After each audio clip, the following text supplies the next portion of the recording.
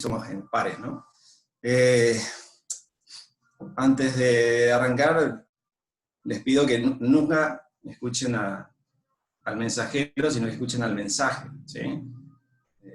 Si Dios tiene algo que comunicar, puede usar hasta un burro, como lo hizo con Balaam, ¿no? Así que no interfiera el mensajero, el mensaje, que escuchemos el mensaje. Y siempre cuando uno tiene la gran responsabilidad de compartir algo de la palabra de Dios, uno es medio egoísta a veces, ¿no? Porque primero dice, a ver qué piensa en uno, qué me pasa, qué experiencia estoy viviendo, qué me está pasando. Entonces le comparto este mensaje que es para mí, y creo que les va a servir a todos, ¿no? O sea, uno predica primero para uno, el mensaje siempre es para uno, y después para los otros, que sea para honra y gloria a Dios. Les quiero compartir, quiero que abramos la Biblia, que enciendan las Biblias también, ¿no? Ahora pedimos no solo abrir, sino encender las Biblias. Quiero que me acompañen en Éxodo capítulo 3. Y vamos a analizar un personaje archimega conocido como es Moisés. No sé si escuchan de fondo, hay una trompeta, ¿no se llega a escuchar? ¿No? ¿Sí? Bueno, motivos de cuarentena, parece que mi vecino de enfrente quiso aprovechar su tiempo en esta cuarentena y se puso a practicar y a aprender trompeta, así que no soy yo, no es mi señor, porque no va a ser música de sábado principalmente, ¿no? Gracias a Dios cambió la cumbia por una trompeta, así que bueno, va a ser un poco más leve, pero bueno, por eso me puse el auricular así, filtramos un poco el ruido, ¿sí? Pero bueno, tratemos no distraernos, por favor. Les decía, abrimos en Éxodo 3. Vamos a leer Éxodo 3, versículos 1 al 3, ¿no? Dice, apacentando Moisés las ovejas de Jetro, su suegro, sacerdote de Madián, llevó las ovejas a través del desierto, y llegó hasta Horeb, monte de Dios. Y se le apareció el ángel de Jehová en una llama de fuego en medio de una zarza, y él miró y vio que la zarza ardía en fuego y la zarza no se consumía. Entonces Moisés dijo, iré yo ahora y veré esta gran visión, ¿por qué causa la zarza no se quema? Contexto de Éxodo 3, entonces. El relato nos dice que está Moisés, que estaba haciendo, cuidando las ovejas de su suegro en el desierto de Madián, y en esa búsqueda, ¿no?, de pastos que eran nómades, ¿no?, llevando su rebaño, llega hasta el monte de Horeb, ¿sí?, hasta la presencia de Dios en ese monte, porque Dios sí le aparece en este momento en medio de la zarza. Ahora, ¿en qué etapa, en qué momento de la vida de Moisés pasa esto, ¿no? ¿En qué ciclo de su vida Dios se le presenta? Y quiero que vayamos a Salmos 90. No pierdan Éxodo 3. Vamos a Salmo 90. El Salmo 90 es un salmo conocido, es un salmo que lo escribió Moisés. Si ustedes ven el título del salmo, dice oración de Moisés, varón de Dios. Y Moisés escribe, ¿no?, en este salmo vamos a leer algunos versículos. El primero dice, Señor, tú nos has sido refugio de generación en generación. Versículo 2, antes que naciesen los montes y formases la tierra y el mundo desde el siglo, y hasta el siglo tú eres Dios. Versículo 4, porque 1000 años delante de tus ojos son como el día de ayer que pasó y como una de las vigilias de la noche. Versículo 6, en la mañana florece y crece, a la tarde es cortada y se seca. Versículo 9, porque todos nuestros días declinan a causa de tu ira. Acabamos nuestros años como un pensamiento. Los días de nuestra edad son 70 años, y si en los más robustos son 80 años. Con todo, su fortaleza es molestia y trabajo, porque pronto pasan y volamos. El versículo 12 dice, enséñanos de tal modo a contar nuestros días, que traigamos al corazón sabiduría. Cuando uno lee este relato es evidentemente de alguien que está reflexionando sobre su vida, ¿no?, y compara la eternidad de Dios con lo finito que es el humano, ¿no? Moisés está diciendo que la vida es como un suspiro que pasa, que es muy cortita. Moisés lo que está analizando y reflexiona es, después de toda su vida, como que está llegando al final de su peregrinaje por esta tierra, ¿no? Moisés dice, pasé 40 años en Egipto, ahora estoy 40 años en el desierto, mi vida pasó, y como que no hice nada, ¿no? Ya él dice, o sea, Sabemos que en este momento Moisés tiene 80 años y está diciendo ya llegó al fin del camino, ¿no? Como que no hice nada y acá estoy. Esa es la reflexión que hace Moisés en esta etapa de la vida. Dios se le aparece a Moisés. ¿Ah? Volvemos a Éxodo. Volvemos a Éxodo 3. Y vamos a leer del 6 en adelante. Dice, y dijo, Dios le habla a Moisés, ¿no? Yo soy el Dios de tu padre, Dios de Abraham, Dios de Isaac, Dios de Jacob. Entonces Moisés cubrió su rostro porque tuvo miedo de mirar a Dios. Dijo luego Jehová, bien he visto la aflicción de mi pueblo que está en Egipto, y he oído su clamor a causa de sus exactores, pues he conocido sus angustias, y he descendido para librarlos de mano de los egipcios, y sacarlos de aquella tierra, una tierra buena y ancha, la tierra que fluye leche y miel, a los lugares del cananeo, el eteo, el amorreo, el fereceo, el ebeo y el jebuseo. El clamor, pues, de los hijos de Israel ha venido delante de mí, y también he visto la opresión con que los egipcios los oprimen. Ven, por tanto, ahora, y te voy a enviar a Faraón para que saques de Egipto a mi pueblo, los hijos de Israel. Vemos entonces que Dios viene, habla con Moisés, pero ¿por qué Dios viene a hablar con Moisés, no? Eso es lo llamativo. Dios viene a hablar con Moisés porque Dios tiene una misión para Moisés, ¿no? Pensemos en esta situación. Vimos en qué momento de la etapa de la vida de Moisés estaba. 80 años, ya al borde del fin de su vida. Era un anciano. Pensemos hoy en la sociedad. ¿Para qué sirve un anciano de 80 años que se siente ya al fin de su vida, que no tiene nada, porque ni siquiera las ovejas que tiene son de él, sino son de su suegro? Lo único que tiene en su mano es un palo, ¿no? Que es su callado. A nuestra vista, en la sociedad, esta persona está desechada, está totalmente descartada, ¿sí? Pero a la vista de Dios, esta persona, este anciano, esta persona que se cree que está al final de su vida, esta persona que dice ya me siento acabado, Dios tiene un propósito, y Dios le da un propósito a Moisés en esta etapa de su vida para enfrentar al rey más poderoso de ese tiempo, ¿no? Dios viene a darle esa misión y le dice, Moisés, ya es hora de que cumplamos la promesa. ¿Qué promesa? La de rescatar a su pueblo de la esclavitud de Egipto, ¿sí? Le dice, ya es hora de cumplir lo que le prometía a mi siervo Abraham. Pasaron los 400 años, ya es hora de que esto se cumpla. Y ahí lo llama, ¿no? Dios a Moisés. Fíjense el versículo 7. Dios le dice, he visto la aflicción de mi pueblo, he conocido sus angustias, he oído su clamor. Dios no es un Dios distante.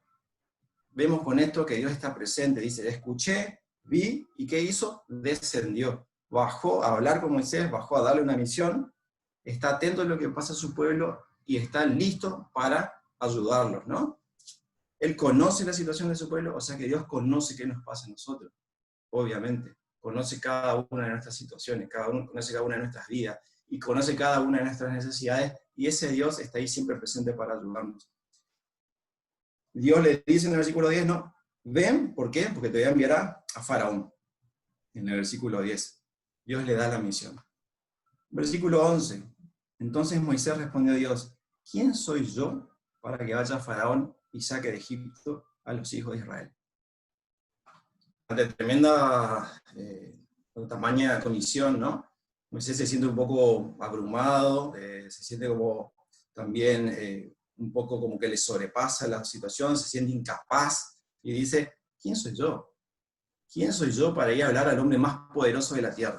Primero. Y después dice, ¿y quién soy yo para ir a hablar a mi pueblo? Si cuando estaba en Egipto les quise ayudar, no me hicieron caso. Menos ahora que soy un fugitivo, ¿sí? Vuelvo, soy un pastor de ovejas. Encima los egipcios abominaban la profesión de Moisés, porque el pastor estaba muy mal visto, ¿no? Con todo eso ahí Moisés dice, como, ¿estás seguro de lo que me estás diciendo, no? Pone como una primera excusa.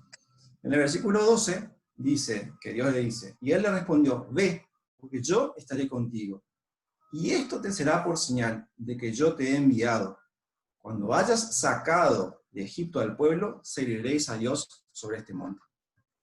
Interesante, porque Dios le manda a Moisés le dice esto, Y la respuesta de Dios no se pone a refutar lo que Moisés le dice, ¿no? No le dice nada, sino que simplemente le dice, anda. ¿Por qué? Porque yo voy a estar contigo, ¿no? Porque yo voy a estar con vos. La obra es mía, por lo tanto yo voy a hacer todo. Vos lo único que tenés que ir es ir a hacer. La misión es mía, ¿no? Esto nos muestra que no hay ninguna habilidad humana, no hay ninguna iniciativa humana, no hay ninguna capacidad humana que podamos realizar, que podamos hacer, que pueda ser exitosa si no tenemos la cooperación de Dios. ¿Sí? Si Dios no está presente, nada de eso serviría. Y fíjense, incluso Dios le dice, mira, ¿sabes cómo vas a saber que yo te acompañé? Cuando vos te vayas, cuando hagas lo que tienes que hacer, cuando volvés, la señal va a ser que me vas a adorar en este monte. O sea, la señal se va a cumplir después de que él haga la tarea, ¿no? Después que haga la misión. Ante esa situación, lo único que le queda a Moisés es poner en acción su fe, ¿sí? Porque se recién iba a saber, la señal que Dios le daba era cuando cumpla la misión. Versículo 13. Dijo Moisés a Dios, he aquí que llego yo a los hijos de Israel, y le digo, el Dios de vuestros padres me ha enviado a vosotros. Si ellos me preguntaren, ¿cuál es su nombre? ¿Qué les responderé?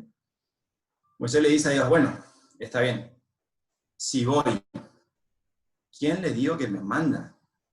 ¿Quién es este Dios que le está diciendo al pueblo que los va a sacar de Egipto, ¿no? ¿Cómo se llama? Ustedes saben que para una mentalidad semita el nombre era muchísimo, o sea, significaba todo, era muy, muy importante. Entonces Dios le dice, yo soy. Moisés tiene que revelar al pueblo la verdadera naturaleza de Dios, de ese Dios que le está dispuesto a librarlos de Egipto, ¿no? Yo soy el que soy, le dice. En hebreo, tanto en hebreo como en castellano, esta palabra, este yo soy, está relacionado con el verbo ser, que significa aquel que es eterno, aquel que tiene existencia por sí mismo, aquel que no depende de nadie, ¿sí? Y en el original hebreo, cuando se menciona este nombre yo soy, el hebreo usa algo que se llama tetragramaton, ¿sí? Que son 4 letras, YHWH. Para un judío este nombre era tan sacro, era tan santo, que no se animaban a pronunciarlo por temor a profanarlo, ¿no? Entonces, cuando un judío leía la escritura, cuando llegaba a esta parte de la lectura, decía Adonai, ¿sí? No pronunciaba ese nombre. Recién, siglo después de Cristo, un grupo de eruditos judíos le agrega vocales a este tetragramaton, ¿sí? Que son los masoretas. De ahí viene la dirección de Jehová, ¿sí? O lo que hoy conocemos como Jehová. Este nombre, o sea, no sabían cómo se pronunciaba, tenían miedo de pronunciarlo mal, por eso le habían cambiado, ¿no? El nombre y decían Adonai. Pero hay antiguos rabinos que decían que este nombre era sencillamente impronunciable. O sea que estas 4 letras no había manera de pronunciarlas, pero si se las pronunciaba estando juntas estas 4 consonantes, tenían como un sonido de la respiración, ¿sí? Algo así sonaría como un Yod, He, Ba, He. Yod, He, Ba, He. Cuando uno trataba de pronunciarla. Y ellos decían que eso era igual a respirar, ¿no? Interesante. ¿Será que el nombre de Dios es el sonido de la respiración? ¿Será que el nombre de Dios, cada vez que respiramos, lo pronunciamos? Que este Dios que puso su aliento de vida en la nariz del primer hombre del Edén, ¿lo estamos pronunciando cada vez que respiramos? Dios le dice a Moisés, yo soy el Dios siempre presente, el Dios que va a estar siempre con vos, y con este nombre, fíjense, ahí en el versículo 15, al final dice, con este nombre se me va a recordar por todos los siglos. Y voy a estar siempre con vos, te voy a acompañar, y por lo tanto, si tenemos esa conciencia, ese conocimiento de que Dios está con nosotros, creo que nos conduciríamos, ¿no? De otra manera. Ahora bien, cuando Dios llama a una persona ¿Lo llama solamente para salvarlo? No. Cuando Dios llama a una persona, ¿lo hace solamente para rescatarlo del pecado? No. Cuando Dios llama a una persona, aparte de salvarlo y de rescatarlo del pecado, le da una misión. Y en ese momento todos automáticamente pasamos a formar parte del ejército de Jehová. Cuando Moisés tuvo este encuentro con Dios, Moisés nunca volvió a ser el mismo. Su vida cambió absolutamente. El verdadero sentido de la vida de Moisés recién tuvo cuando él se encontró con Dios, ¿no? Por la fe eligió aceptar esa misión que Dios le estaba dando. Y gracias a eso Moisés se ganó un lugar en el cuadro de honor de la Biblia, ¿no? ¿Conocen cuál es el cuadro de honor de la Biblia? Vamos a Hebreos 11. Hebreos 11, en su cuadrito donde están los héroes de la fe, ¿no? ¿Quién quisiera poder que su nombre esté escrito, ¿no? en este capítulo? Hebreos 11, el versículo 24 dice: por la fe Moisés, hecho ya grande, rehusó llamarse hijo de la hija de Faraón, escogiendo antes ser maltratado con el pueblo de Dios que gozar de los deleites temporales del pecado, teniendo por mayores riquezas el vituperio de Cristo que los tesoros de los egipcios, porque tenía puesta ¿qué? La mirada en el galardón. Por la fe dejó Egipto, no temiendo la ira del rey, porque se sostuvo como ¿qué? Dice, como viendo al invisible. O sea, Moisés elige dejar de lado los placeres terrenales, la vanagloria terrenal, a pasar a sufrir con el pueblo de Dios, a pasarla mal con el pueblo de Dios, porque pensaba como viendo el invisible, pensaba en el futuro, pensaba en el más allá, no en el de ahora, sino mirando su vista hacia arriba, ¿no? Sosteniéndose como viendo el invisible, y Moisés ejerció esa fe, y Moisés aceptó esa misión que Dios le da. ¿Cómo piensan ustedes que Dios se siente hoy en día, no? Si en ese momento dice, a Moisés le dijo, vi cómo sufre mi pueblo, vi cómo lo castiga, vi su esclavitud. ¿Cómo se siente hoy Dios viendo el estado de la humanidad, ¿no? Cómo se está destruyendo? También Dios ve la indiferencia de sus hijos, ¿no? De aquellos de nosotros que supuestamente estamos esperando su segunda venida. Que aquellos que tenemos nuestro nombre escrito en el libro de la vida, ¿no? Hay mucha gente religiosa en el mundo, muchísima, pero hay muy pocos cristianos. Y encima a veces por eso cristianos hacen más daño por causa del mal testimonio, ¿no? Cristianismo no es conocer doctrinas, cristianismo no es pertenecer a una denominación, cristianismo no es ir a una iglesia, cristianismo no es conocerme la Biblia de principio a fin, el cristianismo es amar a una persona, conocer a una persona, que es Cristo Jesús, y lo demás va a venir solito. ¿De qué sirve ser joven? ¿De qué sirve ser adulto? ¿De qué me sirve mi profesión si no estoy cumpliendo el objetivo que Dios tiene para mi vida? El propósito que Dios tiene para que yo lo pueda hacer con mi vida. ¿De qué sirve vivir si no estamos cumpliendo el propósito que Dios tiene para cada una de nuestras vidas? De memoria conocemos, ¿no?, la gran comisión de Mateo 28. Cuando Jesús, antes de subir al cielo, de ascender al cielo, le da la comisión a sus discípulos. El N. Way habla mucho, y podríamos tener una vigilia y estar toda la noche repasando y viendo citas, de la importancia que tiene la obra médico-misionera para la misión. Habla muchísimo de esto, de qué cuán importante es, de que el médico está al mismo nivel que el pastor en responsabilidad y también en ser parte de la misión. Hay muchas, elegí una cita nomás que quiero leerla, es cortita, está en Testimonio para la Iglesia, tomo 8, página 216, dice: todavía no se ha comprendido la amplitud de la obra médico-misionera. El trabajo médico-misionero que se nos llama a realizar es el mismo que Cristo bosquejó para sus discípulos en la comisión que les dio justamente antes de su ascensión. Y ahí lee Mateo 28, dice: toda potestad me es dada en el cielo y en la tierra. Por lo tanto, id, haced discípulos a todas las naciones, bautizándolos en el nombre del Padre, y del Hijo, y del Espíritu Santo, enseñándoles que guarden todas las cosas que os he mandado, y aquí dice, yo estoy con vosotros todos los días hasta el fin del mundo. Jesús les dijo, yo voy a estar con ustedes. ¿Se acuerdan cuando en la noche de que lo van a buscar a Jesús para tomarlo prisionero para la crucifixión, que estaban en el huerto, viene la turba, vienen los soldados, y dice, estamos buscando a Jesús Nazareno? Y Jesús respondió, yo soy. ¿Qué pasó? Todo lo que estaban ahí dice que retrocedieron y cayeron. Todos. El poder. Jesús dijo, yo soy. Ese yo soy es el que hoy nos dice, voy a estar con vos. Ese yo soy el que tiene todo el poder, toda potestad me da en el cielo y en la tierra. Ese yo soy el que hoy nos da la misión. Ese yo soy el que te dice y que me dice a mí, voy a estar con vos, tenés que hacer una misión que estás esperando para sacar a mi pueblo de Egipto. ¿Cuántos esclavos recibimos todos los días en el consultorio?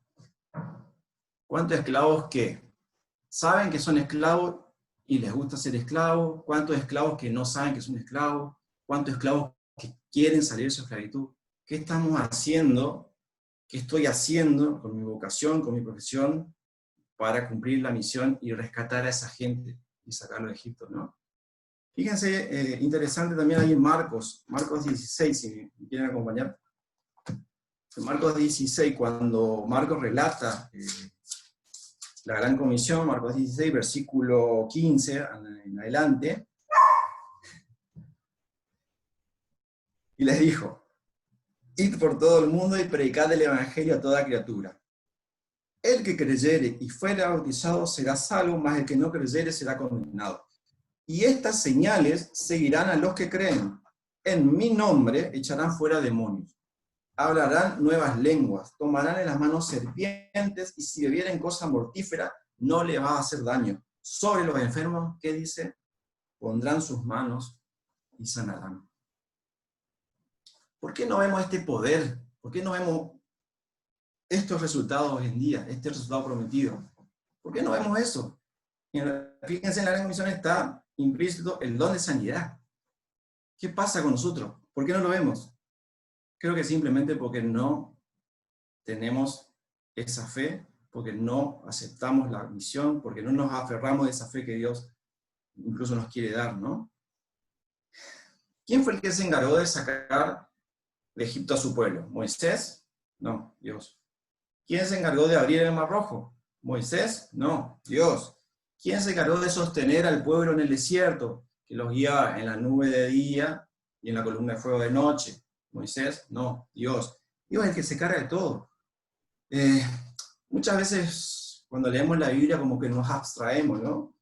Y la leemos despersonalizados, como diciendo, esto no pasó antes. Es como que vemos una película, estamos sentados viendo una película y no entendemos que nosotros somos parte de esa película, que somos actores de esa película, ¿sí? Que somos parte de esta historia y que esas promesas, que esa convicción, que esa fe prometida, que ese poder prometido que Dios nos ofrece, está disponible hoy para nosotros. Entonces, ¿qué nos pasa, no? Y es lo que me pregunto, ¿qué me pasa? O sea, ¿qué estoy haciendo? ¿Qué me pasa que no doy ese paso de fe y aceptar la misión y hacerla como Dios tiene el propósito? Pablo le dijo a Timoteo, nadie te tenga en poco tu juventud, ¿sí? Dios le dice a Moisés, nadie tenga en poco tu ancianidad. Si vos estás como terminando tu carrera, te estás acercando al fin, ojo, ¿sí? Porque en realidad puede ser que estás comenzando. Porque Dios está dispuesto a darte la misión. Si estás recién dando los primeros pasos y te sentís un poco abrumado por el futuro, qué va a pasar, qué voy a hacer, ojo, es el mejor momento en que Dios te puede usar. Si nos sentimos mal, cansados de todo el sistema, de ser médico, de todo lo que significa, cansado de que pareciera ser que la sociedad recién se acordó ahora que los médicos existen, ¿no? Duró 15 días, 5 minutos a las 9 de la noche, y ahora ya volvimos a lo de siempre, ¿no? Reclamar, exigir, sobrecargar. Si te sentís así, este es el mejor momento en que Dios nos puede usar. Porque Dios está ahí dispuesto a usarnos, dándonos la misión. Si todavía respiramos, es porque todavía Dios nos puede usar. Si todavía estamos vivos, es porque Dios todavía nos puede usar. Dios te dice, cada vez que vos respires, yo voy a estar con vos. Cada vez que vos estés en la misión, yo voy a estar a tu lado. Y vos no te preocupes. Vos tenés que aceptarla y vos tenés que hacerla. Yo me encargo de todo. Y no es una simple frase ochentosa, ¿no? Esto cada vez que respira. No. Es la realidad. Dios te dice, yo voy a estar con vos. Podemos vivir varios días, ¿no? Sin tomar agua, podemos vivir varios días sin comer, pero no podemos estar más de 5 minutos sin respirar. Y lo sabemos bien, ¿no? Qué importante es que nuestra respiración, que nuestra vida esté dedicada a Dios. Fíjense lo que Dios hizo con un Moisés, con uno solito, ¿no? Venció al imperio más grande de la época, sacó a su pueblo, transformó una nación, cumplió una promesa. ¿Qué puede hacer Dios con 25 Moisés hoy acá en Argentina? ¿Qué pasaría? ¿No? ¿Qué pasaría con nuestra obra como médicos, misioneros, que tenemos que ser? Estés donde estés, la situación que estés, no importa, Dios promete estar con nosotros. ¿Qué pasaría si nosotros, estos 25 que estamos acá, aceptamos hoy esa misión y nos aferramos de la fe y le creemos la promesa de que yo voy a estar con vos cada vez que respires? Dios quiera que podamos aceptar, ¿no? Dios quiera que entendamos, Dios quiera que sepamos los momentos que estamos viviendo, que podamos entender el papel que tenemos, el rol que tenemos para vivir con nuestra profesión, para usarlo para honra y gloria a Dios, ¿no? Dios quiera que seamos esos Moisés hoy en el 2020 y que podamos realmente hacer salir al pueblo de Egipto y que podamos llegar a la Canaán celestial tan esperada y que no veo la hora de que esto pase, ¿no? Y que podamos realmente conocer, o sea, si conocemos a Jesús, amamos a Jesús, no vamos a olvidar de todo lo demás viene solito, ¿no? Que Dios nos bendiga, que realmente, por eso le decía, es mi inquietud hoy, las quería compartir porque algo me está pasando, es decir, ¿qué estoy haciendo con lo que Dios me dio, que es esta profesión, esta vocación, y cómo la estoy usando? Que Dios nos bendiga realmente y que podamos ser los Moisés 2020. Amén. Amén, amén, amén. Gloria a Dios, qué lindo mensaje, Ale. Gracias, gracias Señor por tu palabra, ¿no? Por inspirarnos y motivarnos a ser los Moisés, ¿no? Para este tiempo. La verdad que necesitamos, creo que todos necesitábamos este mensaje, ¿no? Porque como vos decís, creo que en algún momento nos hemos sentido, sí, como que, bueno, Señor, tal vez cansados, animados, pero sí, alabado sea el Señor que nos quiere usar, ¿no? Que nos quiere usar y nos ha llamado a todos a hacerlo. Así que, bueno, no sé si alguien más quisiera compartir algo de la reflexión que hemos tenido, ah, alguna, que les ha dejado este momento, esta meditación. No sé si alguno quisiera compartir algo más. Bueno, hablo yo que siempre me gusta participar un poco. Realmente Dios a Moisés, así como a José, bueno, a Pablo, a tantos en la Biblia, a Elena de White, los utilizó en forma muy especial, ¿no? Fueron personas elegidas por Dios para cosas especiales y son maravillosos. Es maravilloso ver cómo Dios usa a un ser humano. Yo realmente tengo que agradecer a Dios que nos usa a nosotros, porque cada día Dios nos usa, y eso es lo increíble, que nos use a nosotros, seres humanos llenos de defectos, que Dios nos utilizó. Otra vez contaba Adriana de un muchacho en terapia que estaba acuchillado, y Adriana le pudo llevar la Biblia, la verdad, y él conoció la iglesia. Y eso es Dios, ¿no? Abriendo el mar muerto de personas anquilosadas en el pecado, y ese es Dios actuando por medio de nosotros. Qué maravilloso que eso. Y eso habla tanto Elena de White de consagrarnos cada día para decirle: Dios, quiero que hoy me utilices. Y Dios hace los pequeños milagros de transformar vidas, que son milagros para la eternidad, ¿no? Que son, o sea, tal vez no logremos curar un cáncer, Dios no nos use para curar un cáncer, pero sí para salvar a una persona para vida eterna. Y eso es un milagro inmenso, porque el curar el cáncer va a vivir 30 años más, con suerte, pero un milagro para la eternidad es eterno, es una cosa maravillosa. Y un tema para orar. Cada día, Dios, por favor, ayúdame a hacer un milagro, a hacer una herramienta para el milagro tuyo con cada paciente que tenemos, ¿no?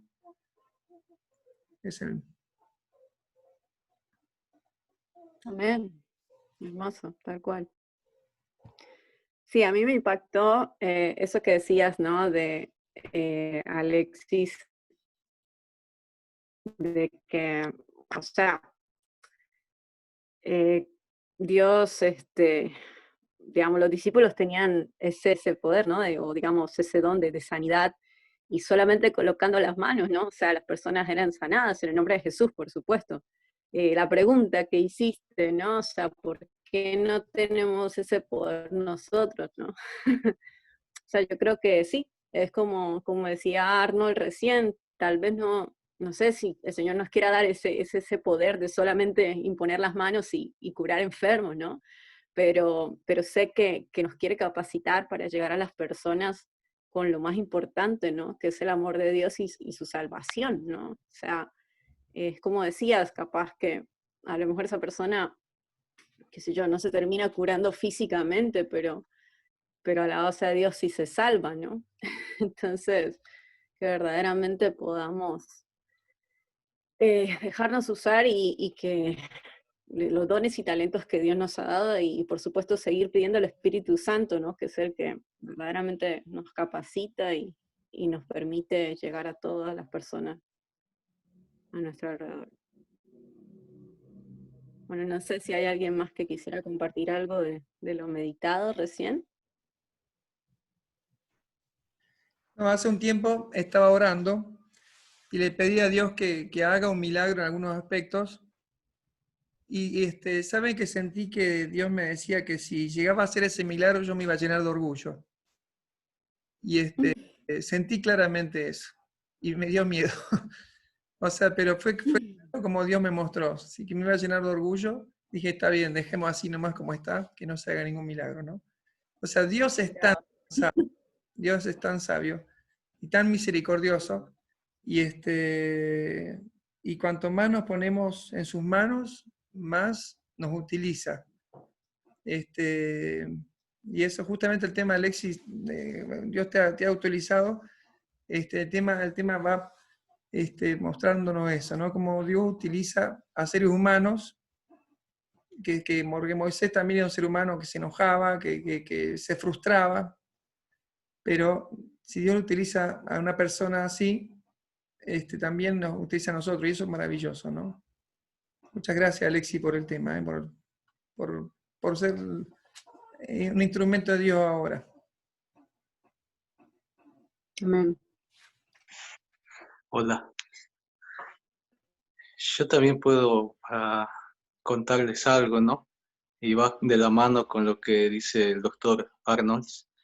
Hay un programa que no sé si ustedes pudieron llegar a ver, que se transmitía en Estados Unidos, que se llama Sobrenatural. De Sid Roth, es un ex judío convertido que iba buscando cosas hechas sobrenaturales como dones de lengua, como don de sanación y todo lo que está mencionado, ¿no? Pero él buscaba desde la costa este hasta la costa oeste de todo Estados Unidos. y lo presenta en un programa de televisión que ahora está en YouTube, cualquiera lo puede buscar. Y cuando yo veía eso, ¿no? y mencionaba el doctor Benítez, Alexis, todo esto, ¿no? Y me pasa lo mismo que con Nati. Yo digo, wow, ¿y por qué no en mi vida se manifiestan estas cosas? Y quizá Dios sabe por qué no, ¿no? Y también me pongo a pensar, ¿no? Estos programas no son de denominación adventista, pero son dignos de análisis. Por eso les invito a cualquiera que pueda verlo. Realmente son cosas que están pasando alrededor del mundo. El mundo es muy grande. Y como hay otras personas que sí llegan a tener ese don, pero quizá nosotros, el mensaje no es que yo haga cosas wow, desde mi punto de vista, de mi parecer. Quizás solamente es dejarme guiar y que Dios haga lo que tenga que hacer conmigo, con mis dones, con mis talentos. Quizás no sea un don de sanación así milagroso, quizás sea, qué sé yo, a poner una palabra pequeña a un enfermo que está delante de mí, a un niño, a una persona adulta, y eso sea el milagro, ¿no? El milagro más grande de conversión, porque Dios está buscando eso precisamente, el corazón, no el orgullo humano. Y esto comparto con lo que dijo el doctor Arnold. Amén. Gracias. Vos sabés que a veces nosotros creemos, que no tenemos el poder, el don de sanación. Lo vemos como algo espectacular. ¿A cuántos de ustedes les ha pasado de tener un paciente el don de sanación? En realidad es un don dado por Dios. En nuestro caso nosotros lo recibimos. Lo que para nosotros no es espectacular, que nosotros pensamos que vamos a hacer como los discípulos, poner la mano y milagrosamente en el momento curarse. Sí es espectacular para el paciente y para el familiar. Nosotros, a veces cuando salimos, yo por lo menos en terapia lo veo, cuando salimos a decirle, está agonizando, está mal, tiene mínimas posibilidades, es peor que allá. La familia en más de una ocasión dice, doctora, nosotros vamos a estar orando. Es impresionante. Yo por eso digo, no creo que haya rodilla que no se doble. No hay. Después pasarán las pruebas y se olvidarán de Dios, pero no hay rodilla que no se doble. Y al otro día el paciente cambió. ¿O no? Y a mí me pasan dos cosas. A veces el otro día el paciente mejora y hasta a veces se va de alta y después cuando lo vemos en terapia se va hecho, que nosotros decimos, bueno, se va para que lo rieguen todos los días. Que esa es es una planta, no da, pero bueno, lo llevan. Cuando vuelven a saludarnos, es impresionante. La recuperación que a veces vemos, milagrosa, porque es imposible que un paciente con la lesión neurológica con la que tiene, con el daño neurológico se recupere. Yo puedo contar un montón, un ciclista que lo atropelló, estaba entrenando, lo atropellan en la ruta, no, quedó el padre 3 meses, llegaba el momento y me decían, doctora, vaya a darle a usted, ahí está su amigo, yo iba al mismo club que él, conocía al papá de cuando él era chiquito, a toda la familia, y el chico está entrenando de nuevo, bueno, ahora habrá parado por la cuarentena, pero es increíble, yo voy a buscarlo y les voy a compartir en algún momento ese caso. Y lo otro es otro chiquito que estaba internado en el piso ya de alta para irse, nunca había estado en terapia, 16, 17 años, y el chico, el chico me lo traen porque había empezado con mucha dificultad respiratoria, de una vía, hizo un neumotórax y con tan mala suerte que cuando le colocan el tubo, se llevan una arteria y estaban los residentes. Bueno, estas son cosas que solamente en este ámbito uno las puede comentar, ¿no? Es lo que yo valoro de este grupo. Bueno, lamentablemente cuando llegó a terapia, venía sangre y bueno, lo que es la vejestud, yo miré, nosotros ponemos tubo en tórax y yo lo ponía, era muy quirúrgico en mi época, ahora no son tantos, son mini invasivos, pero no, yo miré y dije, este se llevó y le dije, no saques el tubo, empezamos a expandirlo, llamé al planta. Y bueno, le dije, ahí está la intercostal, metete y clampeala, porque si no y no me meto yo, pero yo, la verdad, el planta estaba cerca, lo llamé por teléfono, que está sangrando la intercostal, se vino, campeó, pero bueno, ya el chico había perdido toda su volemia, un poco en peso, después cuando llegó a terapia, no llegamos a tiempo, paró, una alteración del medio interno, no se lo pudo sacar. Yo le comenté a la mamá, al papá, llanto, desesperación, porque él estaba hablando, y bueno, eso es la parte falible nuestra.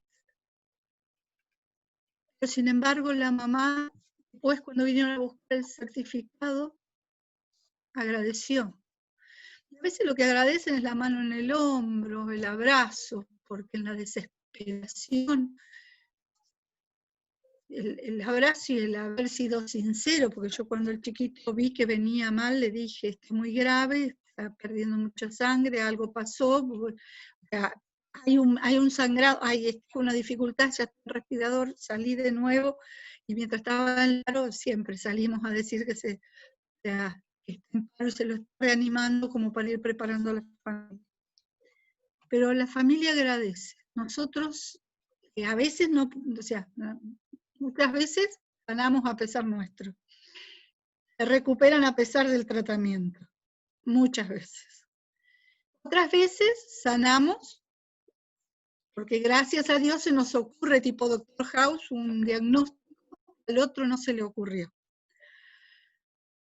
Y no somos nosotros. Otras veces sanamos el alma, que solo acompañamos y abrazamos al familiar.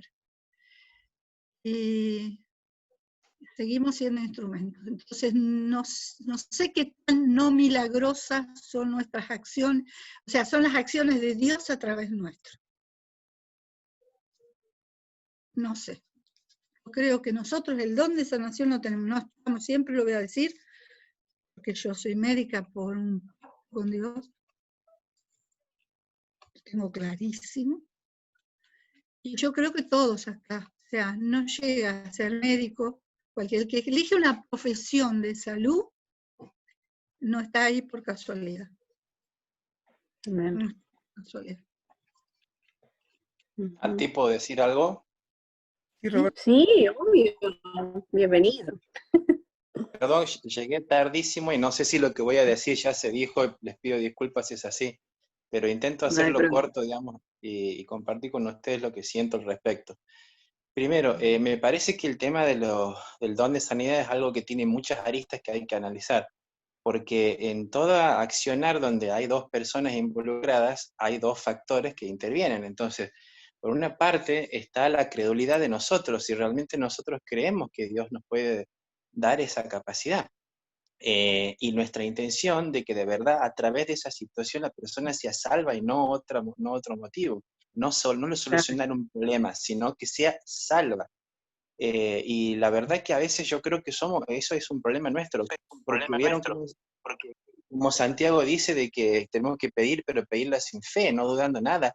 Y hay que ver, yo soy el primero que reconozco que muchas veces no he tenido toda esa fe, si realmente cuando uno ora por alguien tiene la completa fe de que Dios es capaz de levantar a esa persona de esa situación. Mientras más compleja la situación, me parece que menos la fe nos asiste, al menos a mí muchas veces. Entonces eso por una parte, y por esa razón puede ser que no se dé que una persona se cure. Si yo no tengo fe, no va a suceder. Y la otra es la otra persona. porque también depende de la otra persona. Vieron que hay un versículo de la Biblia que dice que Jesús no hizo más milagros, no me acuerdo en qué lugar, a causa de la incredulidad de ellos, decía. Entonces, no sé, siempre Jesús preguntaba, ¿crees? ¿Crees? Entonces, si la otra persona no cree, en su corazón, por más que lo exprese así, el milagro no se puede dar. Por otra parte, el relato bíblico que nosotros leemos de las cosas que pasaban con los discípulos, fue en el contexto de la lluvia temprana. Y si bien es cierto, Dios puede hacer milagros en cualquier época, a tal nivel, quizá, esto solo lo digo así, quizá se vea en los momentos de la lluvia tardía, ¿no? Y por otra parte también no hay que olvidar una cosa: si de verdad la sanación tiene el objetivo de la salvación de una persona, nosotros tenemos que reconocer que no todas las personas necesitan un milagro para ser salvas. Es decir, la presentación de Cristo a alguien, no en todos los casos tiene que ser a través de un milagro. Es decir, muchos pueden llegar a conocer y perseverar en Jesús sin que nunca hayan tenido experiencia milagrosa en sus vidas. Entonces, el Señor sabe, queridos colegas, el Señor sabe en qué caso es necesario y en qué caso no. Jesús decía, vuestro Padre que está en los cielos sabe de qué cosas tenéis necesidad. Y quizás nosotros nunca nos hemos cruzado con una persona que tenga necesidades de un milagro, que el Señor pensaba a llegar a ellos a través de otra forma. Eso también es otra posibilidad. Pero bueno, al margen de todo ese análisis, sí adhiero completamente, si es que se dijo ya, a la situación de que bien también dice la Biblia que Jesús era acreditado por Dios, dice, por señales y milagros, ¿no? Por lo cual creo, tengo toda la fe de que el Señor puede que nos utilice a algunos de nosotros, si no lo ha hecho ya, para que algo de esto se dé. Y en ese sentido, algún día, si quieren, después les cuento más en detalle cosas que me ha pasado a ver. Pero las más hermosas de todas no fueron que una persona se cure. El caso no me lo había nunca, se llama Jorge. En pocas palabras se los cuento, es un señor que tenía un cáncer terminal, el cual lo vi yo, lo atendí en una fecha, y esa fecha, no me acuerdo cuánto, pasaron más o menos 5 años después de esa fecha. En esa primera fecha le hablé, él reconoció algunas cosas de su vida, otras no, lo invité al arrepentimiento, creo que eso es fundamental para que alguien reciba una manifestación del poder de Dios. Y después pasaron los años. Después de pasar los años me lo volví a encontrar, y a pedido del médico de terapia, donde este señor decía que estaba mal y quería hablar conmigo, fui yo de vuelta a hablar con él sin siquiera saber que estaba internado, no era mi paciente en ese momento. Fui, hablé con él, le expliqué todo sin anestesia al respecto de lo que creía claramente a la luz de la Biblia, que eran errores en lo que tenía en su vida, aún su propia creencia en Dios, y lo entendió a la perfección y lo agradeció. Pero se fue de alta y no lo vi más. Después pasó un tiempo, más o menos un mes, volvió a caer internado. Volví a hablar con él ya en un estado peor, mucho peor. Él en parte también aceptó, pero en parte se veía que no. Y por última vez me llaman cuando estaba en una cama de la guardia, muy mal, ya con algunas manifestaciones neurológicas. Él pide hablar conmigo y ahí me confiesa el miedo que tenía a morir por la situación que su vida no tenía resuelta. Se fue a la casa también, pero volvió a la semana, y a la semana mandó a pedir para hablar conmigo a su familia. Yo vine, me quedé solo con él. Él pidió que nadie más estuviera presente en ese momento, y me dijo todo lo que él sentía al respecto de su vida espiritual, digamos. Yo lo invité a la de vuelta al arrepentimiento en ese momento. Oré con él, una oración que lloramos los dos. Y me acuerdo de haberle dicho, yo no sé, Jorge, si te voy a volver a ver con vida, pero sí sé que te voy a volver a ver el cielo si vos aceptas a Jesús y te arrepentís de lo que hiciste. Y me fui. Volví a los 2 días. Cuando llego a los 2 días, me dice la esposa que él ya había caído en coma a los 10 minutos de hablar conmigo. ¿Y qué pasaron esos 10 minutos? Ella me dice que la hizo pasar a ella solamente, a la esposa. Él estaba el televisor prendido en la habitación, yo me acuerdo de eso, y dice que la mujer en un momento le dijo, ¿querés que te cambie el canal y te ponga otra cosa? Y él le contestó, ¿cómo pensás que me puede interesar la televisión en un momento donde hay que definir tantas cosas?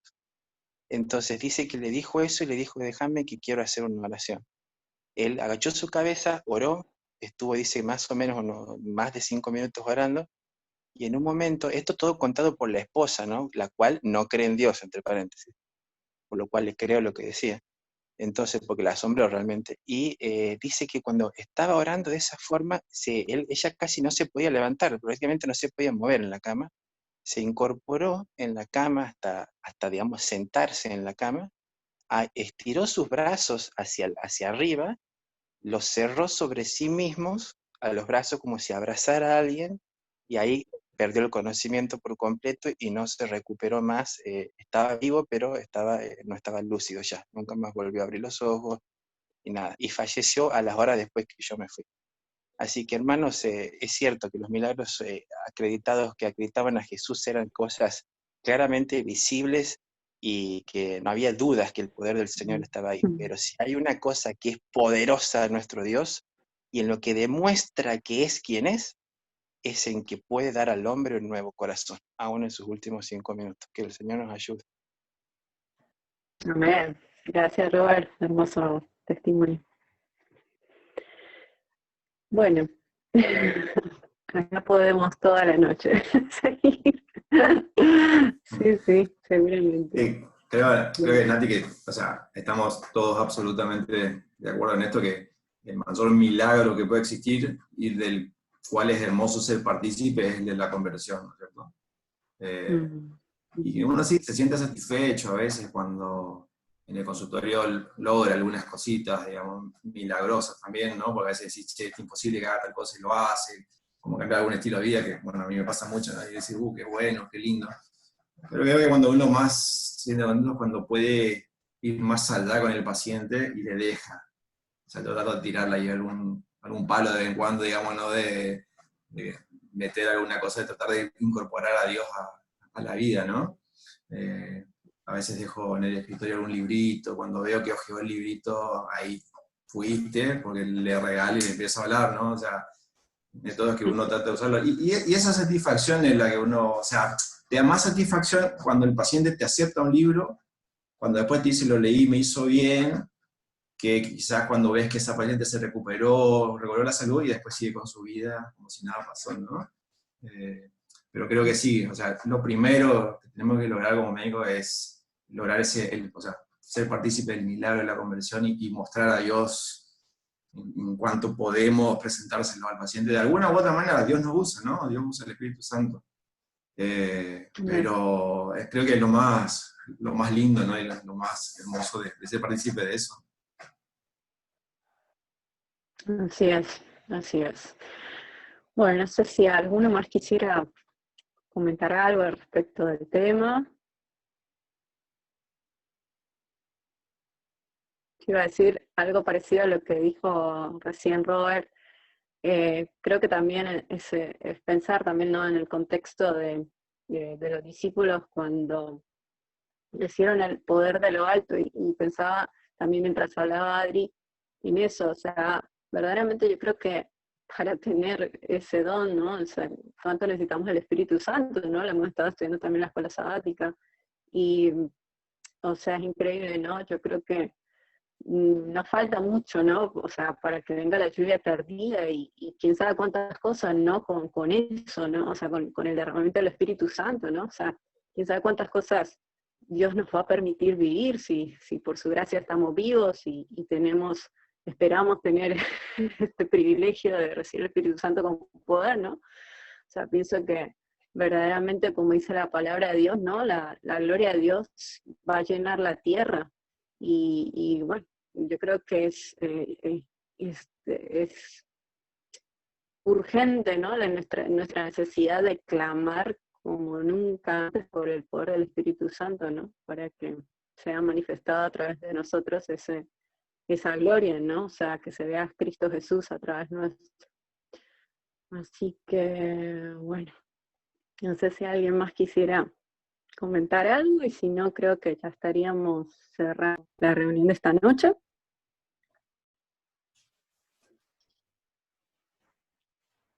Sería bueno hacer una oración final. ¿Te parece, Natalia? De hacer una oración.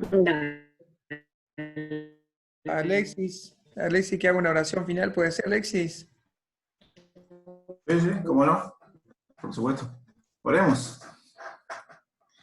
Dios y Padre, nuestro que estás en los cielos, gracias, Padre, por el sábado en primer lugar, por tu bendición. Gracias por este momento de poder compartir tu palabra. Señor, nos entregamos en primer lugar a ti con todos nuestros defectos, con nuestras debilidades. Te pedimos, Señor, que el Espíritu Santo nos limpie sobre todo del yo, que eso muchas veces interfiere y es el principal factor de interferencia para que podamos ser usados por ti. Llénanos del fruto del Espíritu. Úsanos, Señor. Llénanos de fe para aferrarnos a tu mano y para que podamos ser usados para la honra y gloria de tu nombre. Bendícenos en este sábado, bendice el ministerio de cada uno de los que estamos aquí. Bendice, Señor, cada una de las familias y quédate también con aquellas personas que están necesitando sanidad en este momento. Te rogamos por ello. Y te pedimos una vez más, úsanos para la honra y gloria de tu nombre. Antes Por Jesús. Amén. Feliz sábado. Feliz sábado, gente. Muchas gracias, Alexis. Nos vemos. El sábado, Feliz sábado. la semana. Feliz sábado. Gracias. Amigos, no olvidar la reunión de los martes. También. Martes de oración también. Están todos invitados a participar los martes de oración. Se nos van a ti. 6 a 7 de la mañana. Los martes de 6 a... Ahí está. Feliz sábado, bendiciones. Chao, chao. Dios lo bendiga mucho. Muchas gracias. Chao. Chao, chao. Gracias.